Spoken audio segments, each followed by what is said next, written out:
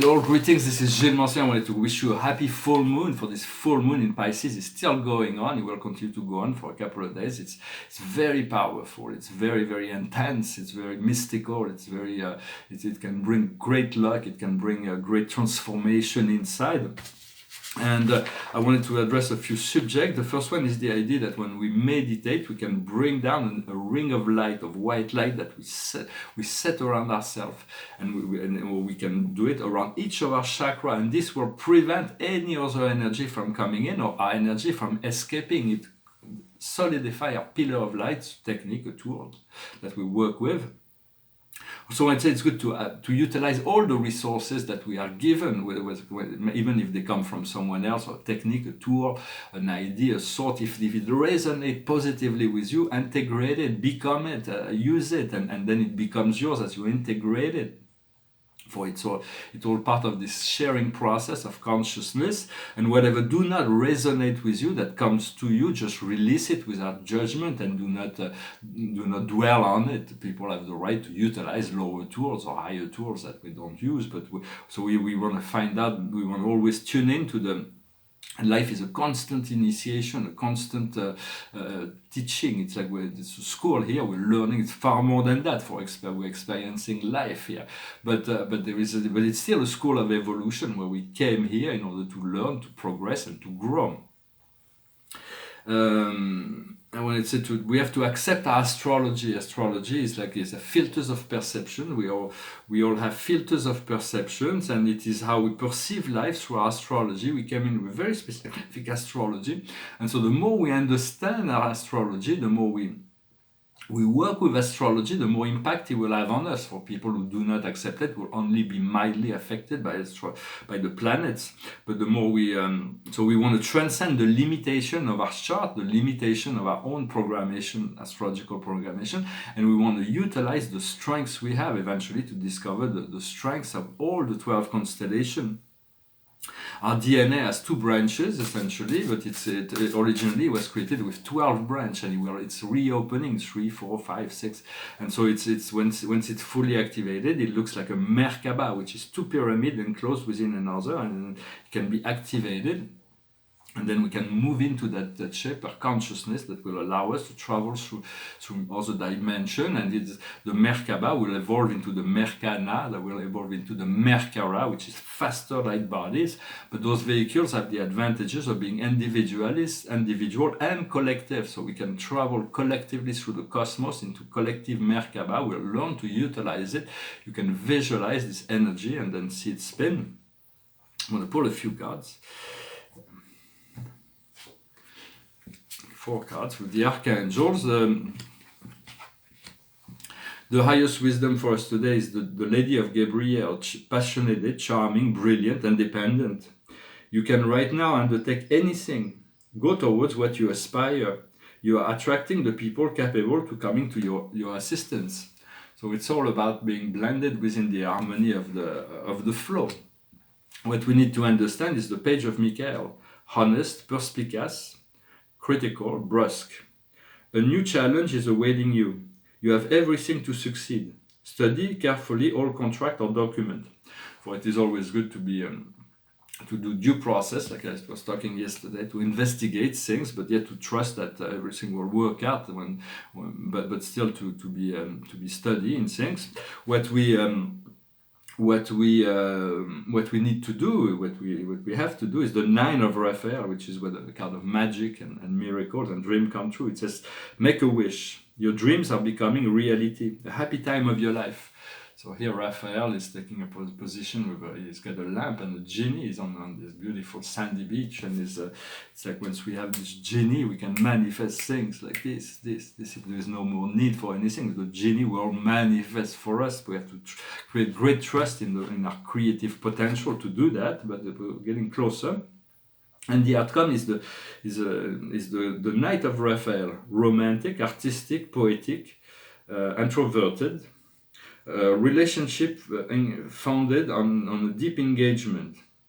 You are very excited. Your heart, you are very exalted. Your heart get excited.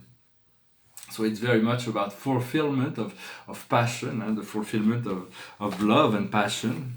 That's what it's, I wanted to discuss, just to bring about this idea. There was a philosopher named Pythagoras who was both a mystical and mathematician. He invented the term philosophy, in love with wisdom. And he was very much into mathematics. We know some of his mathematics, but we lost the 3 books. He wrote 3 books, but we haven't found them yet. Independently to that, there was this thing I saw on Instagram. I thought that was funny. I took a note of it. It's a mathematical formula. When you put 9 ones multiplied by 9 ones, which is 110,110,000 and 110, multiplied by 110,110,110, you get a 17-digit numbers that is 1, 2, 3, 4, 5, 6, 7, 8, 9, 8, 7, 6, 5, 4, 3, 2, 1. It's quite interesting. That's how the number works. I just thought I'd bring that up. So it's just something that amused me. For we want to find this central way between things, because when we go into the light will show us our darkness. When we go into the darkness, the light will show us our light. So we want to integrate that to be in between, to stand in this place of happiness, joy, and bliss, and to be detached from the need to work in this integration. It happens naturally. The Buddha has found that. Yes, this place of nirvana. We're looking for this eternal stability within the state of bliss and happiness, a state of permanence. This is to leave the crows of the impermanence of the samsara and emerge into the nirvana of being. All that is in the universe is consciousness. 90% of what is in the universe is consciousness. The other 10% being matter and unconsciousness.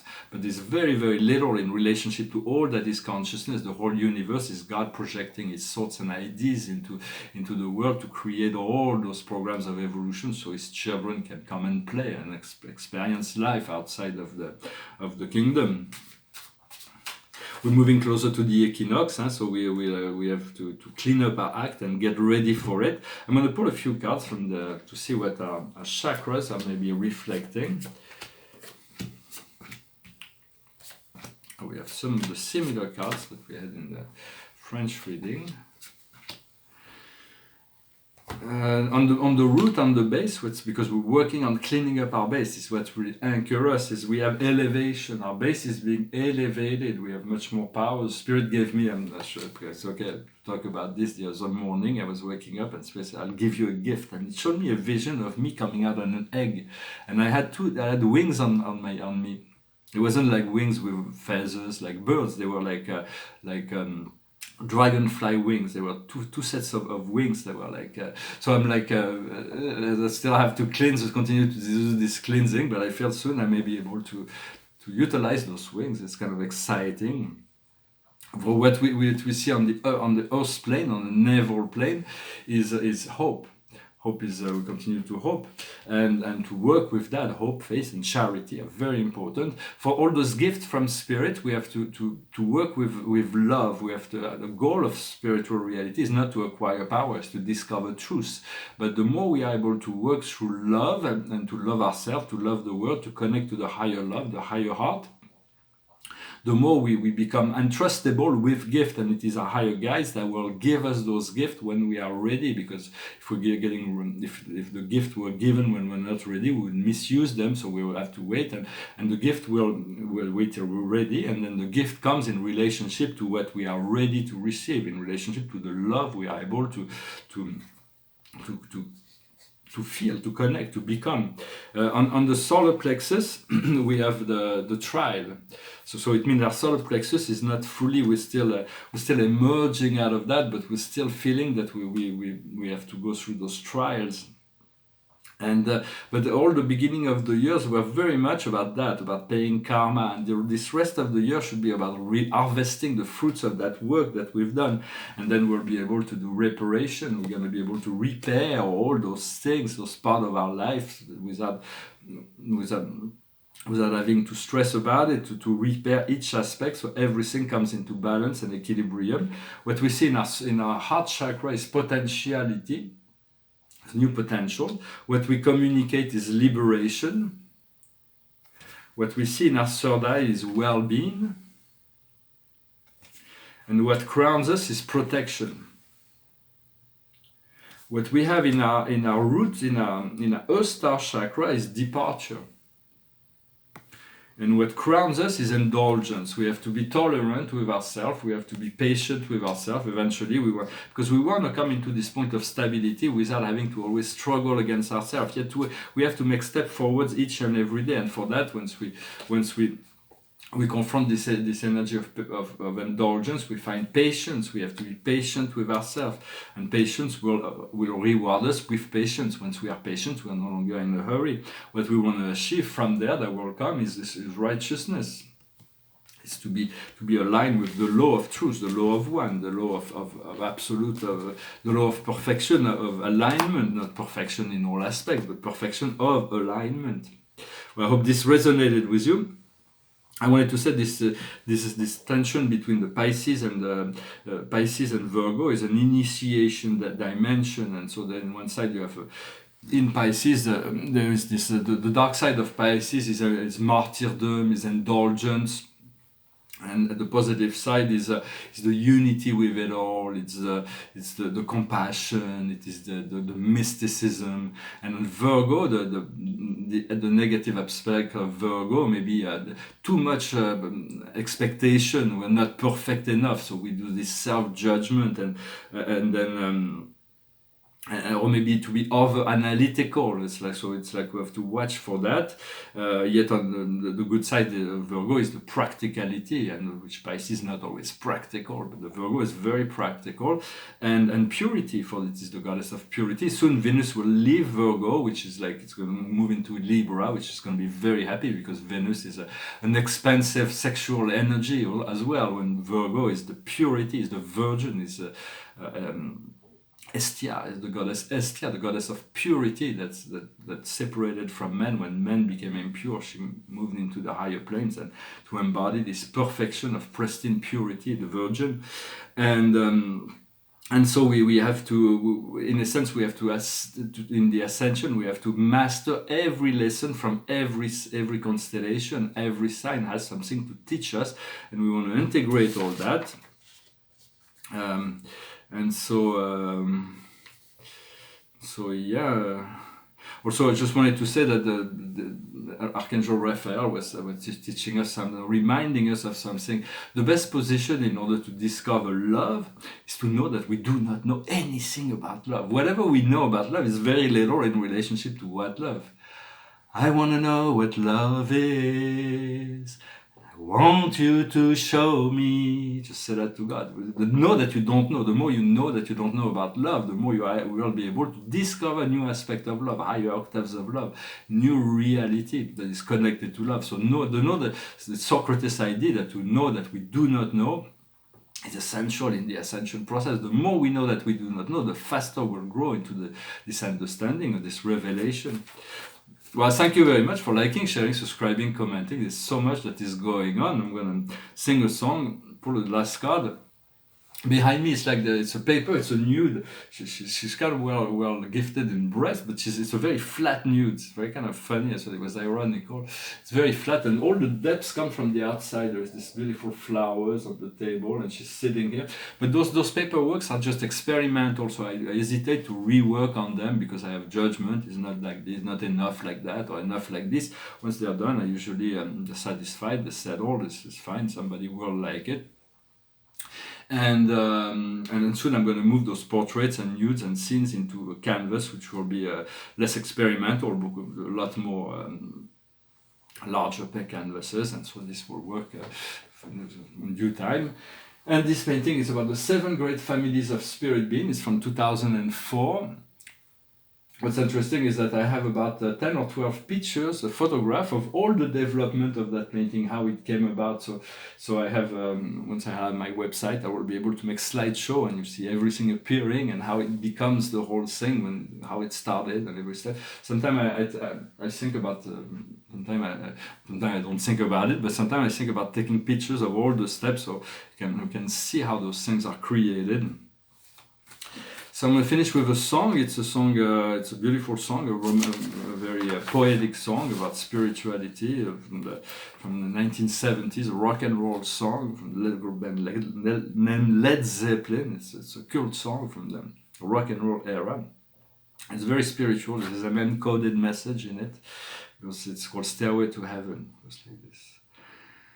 There's a lady who's sure all that glitters is gold, and she's buying a stairway to heaven. When she gets there, she knows if the stores are all closed, with a word she can get what she came here for. Ooh, ooh, and she's buying a stairway to heaven. There's a sign on the wall, but she wants to be sure, 'cause you know sometimes words have two meanings. In a tree by the brook, there's a songbird who sings. Sometimes all of our thoughts are misgiven. Ooh, it makes me wonder. Ooh, it makes me wonder. There's a feeling I get when I look to the west, and my spirit is crying for living. In my thoughts I have seen rings of smoke through the trees, and the voice of those who stand looking. Ooh, it makes me wonder. Ooh, it really makes me wonder. And it whispered that soon, if we all call the tune, then the piper will lead us to reason.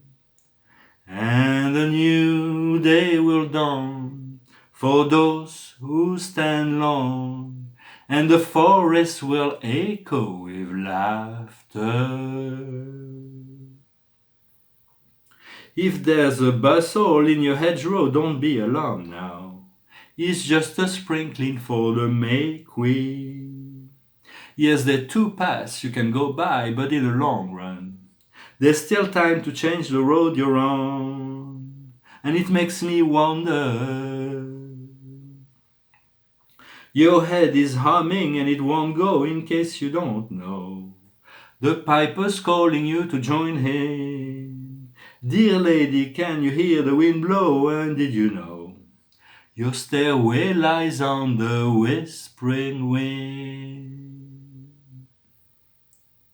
And as we wind on down the road, our shadows taller than our soul, there walks a lady we all know, who shine white lights and wants to show how everything still turns to gold. And if you listen very hard, the tune will come to you at last, where all are one and one is all. To be a rock and not to roll, not to roll, not to roll. And she's buying a stairway to heaven. I thank you very much. Beautiful song, Led Zeppelin. Beautiful. It's all about listening to the tune of the heart, to listen to the piper. The piper is Shiva, the Lord Shiva, that we have to listen and tune into this frequency, this dance of the universe. The doorway to the stairway to heaven lies on the whispering wind. It's all about spirit do not yell, they whisper. Then pull one more card. It is the card of, well, we have two cards to deal with. Let's put 3 cards. First card is love that is not shared, love that is not reciprocated. Means we're not ready. We are not ready to receive. So we have to tune in. We have to tune in with our own love to be very, and then let go. Let people come to you. And then for that we need to face our fear, face our phobias. It is important to address all that, and then we become a figure of authority. Once you become a figure of authority, you will be a figure of authority not on the world, but on yourself. You are the authority on yourself. And once you facing your fear, it's to become the scribe or the writer. Write down your fear, call your fear, embrace your fear, love your fear, bring light into your fear. They will vanish, they will disappear. Trust, call on your angels if necessary, and the outcome is of this. For the sometimes I do not shoot the messenger. It is from Sophocles, this comedic author from the 4th century BC was said, do not shoot the messenger. I'm just a messenger. I'm just bringing the information the cards give me. So it's always about the message. It's never about the messenger. And the outcome will be man, woman. It's going to be about blending in, about being tuned in to that frequency of both divine masculine and divine feminine, to know when we have to be receptive. We always have to be receptive in this feminine side, but sometimes we have to be creative in that. And the boundaries are being redefined in relationship to man and woman. There's much balance, more balance, a new level of relationships. Well, I hope this video was interesting for you. I wish you a wonderful day. Thank you very much, and I'll talk to you later. Namaste.